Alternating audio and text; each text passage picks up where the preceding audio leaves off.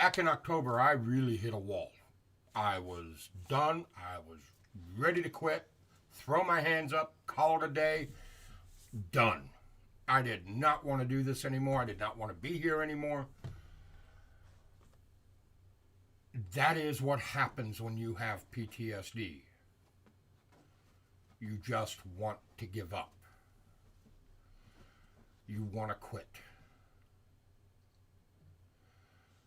But then there's things that happen along the way that remind you why you need to be here. And this is why we have to fight so hard. We have to fight not just to keep the Republic from being taken over by socialists, but we have to keep remembering, keep helping, keep reaching out, keep fighting for our veterans who are struggling.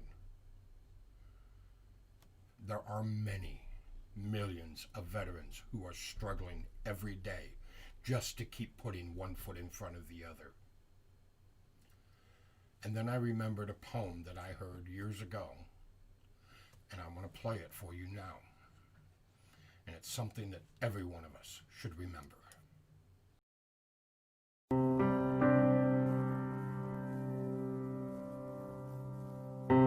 'Twas the night before Christmas. He lived all alone in a one-bedroom house made of plaster and stone. I had come down the chimney with presents to give, and to see just who in this dwelling did live. I looked all around, a strange sight to see. No tinsel, no presents, not even a tree. No stockings on the mantel, just boots filled with sand. On the wall hung pictures of far distant lands. Medals and badges, awards of every kind. A sobering thought came alive in my mind. This house was different. It was dark, it was dreary. I had found the home of a soldier. I could see that most clearly. The soldier lay sleeping, silent, alone, curled up on the floor in this one-bedroom home. His face was so gentle, the room in such disorder, not at all how I pictured a United States soldier. Was this the hero of whom I'd just read, curled up on a poncho, the floor for a bed? Then I realized the other families that I saw this night owed their lives to soldiers who were willing to fight. In the morning round the world, children would play. Grown-ups would celebrate a bright Christmas day. But they all enjoy freedom each month of the year because of soldiers like the one lying here. I couldn't help but wonder how many lay alone on a cold Christmas Eve in lands far from home. The very thought brought a tear to my eye. I dropped to my knees and I started to cry. The soldier awakened. I heard his rough voice. "Santa, don't cry. This life is my choice. I fight for freedom. I don't ask for more. My life is my God, my country, my core." The soldier rolled over and drifted asleep. But I couldn't control it, and I continued to weep. I kept watch for hours, so silent and still, as both of us shivered from the cold night's chill.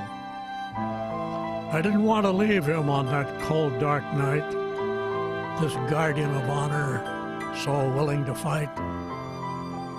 Then the soldier rolled over with a voice soft and pure. He whispered, "Carry on, Santa. It's Christmas Day. All secure." One look at my watch, I knew he was right. Merry Christmas, my friend. May God bless you this night.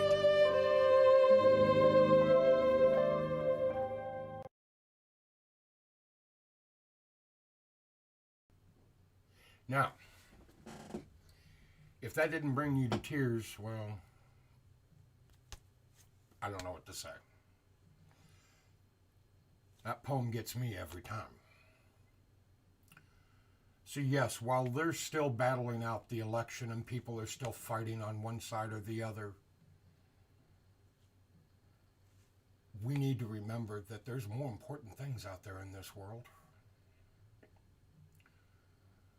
We have people who took up a call. They chose to join the U.S. military. They chose to defend this country, what it stands for, what it was supposed to stand for. They risked their lives. They lost friends. They lost parts of themselves.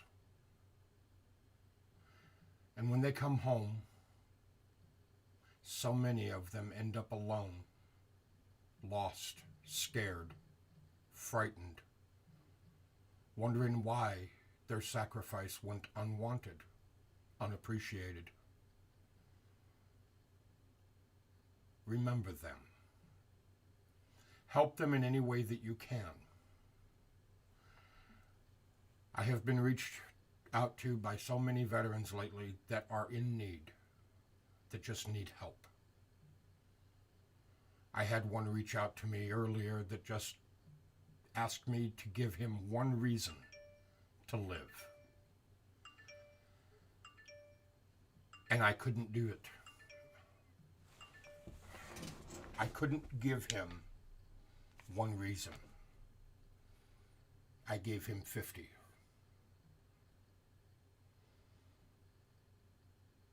And he didn't think about any of them because he was so lost. He was so scared. Because his wife couldn't understand how he changed, she left and took his kids. His parents couldn't understand why he was so angry that they've asked him not to come around. He's reached out asking for help, and people turn him away because they can't help him. Mostly because they don't understand what's wrong with him. He's not physically hurt. He's emotionally and mentally hurt. He's scared. And I hope that he will reach out to me again. I hope that he will reach out to me every day. Because he is worth my time. Everybody who ever put on that uniform, raised their right hand, took that oath of office, and wrote that blank check is worth my time. And they will always have it, no matter what. And if you cannot find it in your heart to help them, then I pray to God that you will find it in your heart to open your wallet and help those of us that are trying to help them. Because all we want to do is make sure that they are taken care of. All we want to do is help them. Because we know what they've been through. We understand what they've given up. We understand what they've lost, what they've risked.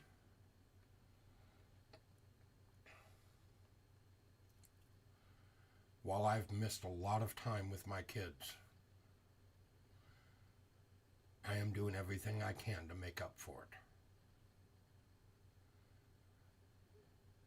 And I'm trying to show them that the things they missed out on, the things that they lost, were worth it.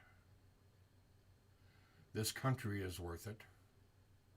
Our people are worth it. Because if we don't do it, if we wait for someone else to stand up and do it, it'll never get done.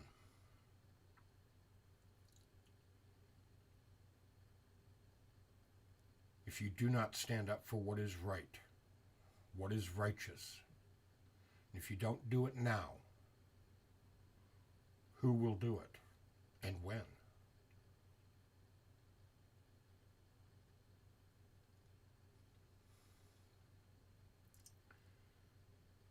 You need to understand that while Christmas is supposed to be a joyous time of year, over 40,000 veterans are living on the streets, and almost 2 million are in jeopardy of being on the streets.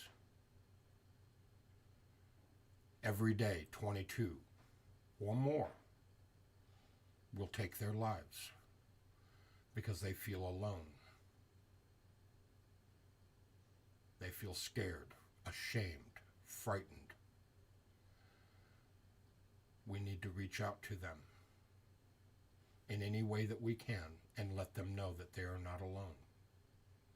And they will never be alone.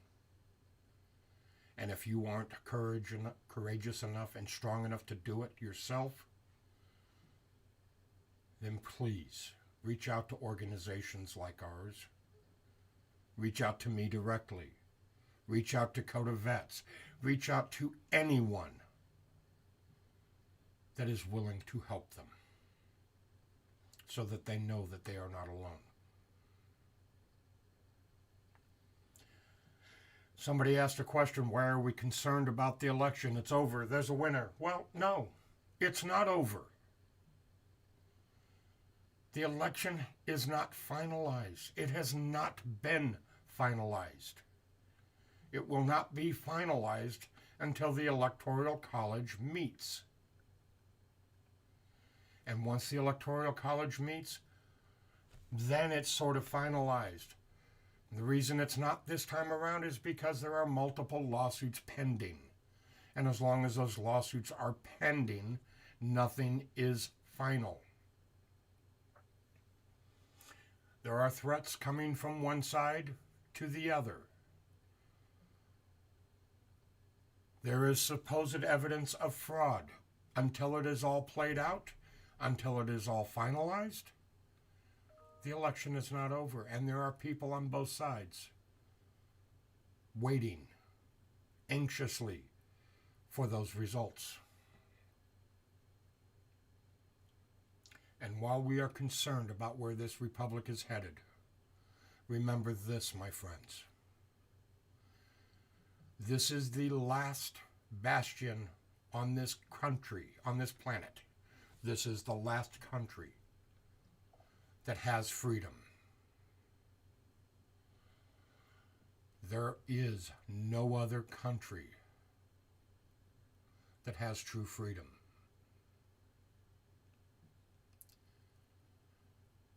This is the only place where you can go from being on welfare, dirt broke, to becoming a multimillionaire or billionaire if you so choose. But it is quickly slipping away. It is being taken away because those in power don't want to give up power. This country was founded for we the people. But those in power have been subverting it, have been changing it, have been altering it to suit them. It is time we stand up. It is time we take back what is ours. This is not a call for war. This is not a call for violence. The last thing I want to see is more violence. But we need to make our voices heard.